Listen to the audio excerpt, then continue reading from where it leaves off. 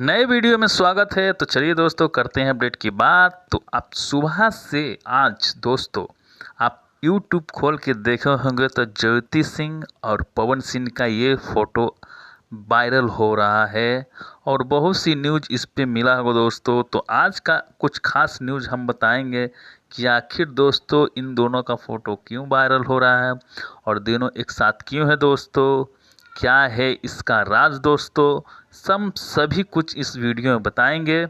तो वीडियो से आप लोग बने रहें दोस्तों, वीडियो स्किप नहीं करें, वीडियो को पूरा देखें, पूरा वॉच करें।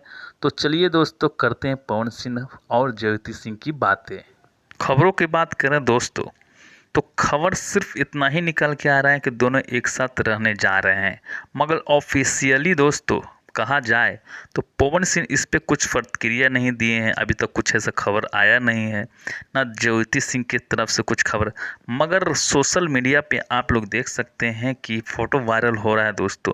मगर हकीकत क्या है दोस्तों, ये अब तो अच्छी तरह जान सकते हैं दोस्तों कि अभी तलाक का मामला चल रहा है, मगर ऑफिशियली इस पे कुछ अभी कहा नहीं जा सकता।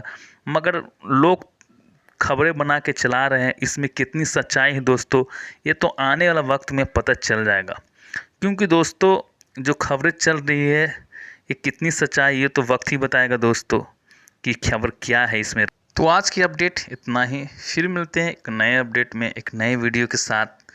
मगर आप लोग कमेंट ज़रूर करें कि आप लोगों को क्या लगता है।